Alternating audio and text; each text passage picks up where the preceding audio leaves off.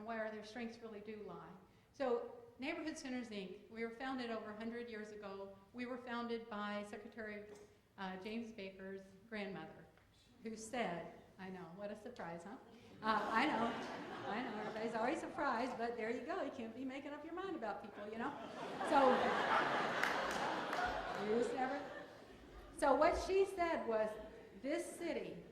in this city, every resident ought to have the opportunity for an education, for a job, for a healthy neighborhood, for safe surroundings. That's what she said. And she laid down the foundation for this organization that thrives in Houston. But we are very much a part of a larger movement. And if you are now a United Neighborhood Centers of America member, you are now a part of that movement. And it's different than an organization. And it's different than membership. Movements are different. This is how. We're not united in movements by what we do. Some of you do Head Start, some of us do housing, others do community centers, some of us transform specific neighborhoods from Atlanta to Detroit to Orlando to Midland, Texas. Yay, I'm glad you're here. West Texas is a hard country to work. Just telling you. And it's always not, you know, and you guys are actually complaining in Washington about it's 95 degrees. That's a dadgum cold spell. So I think I might have lost my train of thought. But anyway, now, you know how it is when a lot of trains are leaving the station at one time? If you're over 50, you know what I'm talking about. But you're a part of a movement, so it's not about the individual things we do, the programs we do or don't do, the neighborhoods we're in or we're not in. A movement is really about a set of beliefs. Now here are the beliefs that make up, in the united part of the United Neighborhood Centers of America, here's the united part. We are united in our belief that the human spirit is not extinguishable, that it can't be snuffed out by poverty. It can't even be snuffed out by hurricanes. It can't be snuffed out when you're standing in Lower Ninth and there's nothing left except the tiny concrete steps that were led to each house there.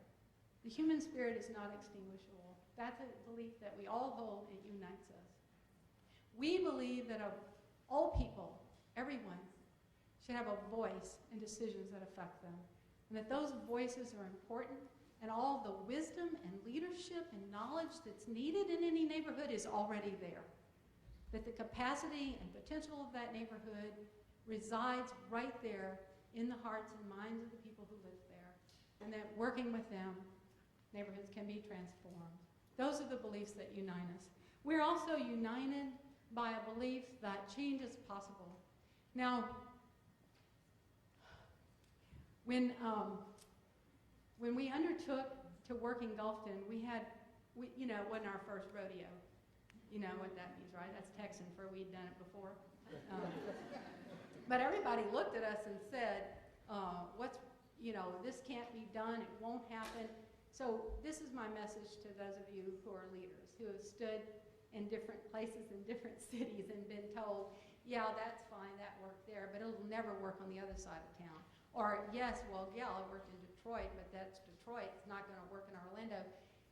You really can't listen to that. On a daily basis, what sustains me every day is on any given day, I walk out to the neighborhood. Just pick any one where you're working. Sit down with the people there who are doing the work, the folks that live there who've overcome every unimaginable odd to be where they are and do what they're doing, and draw your sustenance from them, because there will always be courage and you will always be supported in your efforts if you take your inspiration from their aspirations. So now this is the awkward part of the talk, because apparently they think they told me, I had to do it in a certain amount of time, and then they said I just had to talk to the secretary got here. So I'm not going to do that, because that's just really awkward. But I want to do this. I'd like to, if you all will allow me, I'd like to ask my coworkers from Neighborhood Centers, Inc., the people that, as Ann says, on a daily basis, we work together and we make up for each other. Can I ask them to stand so they can have a moment with me here?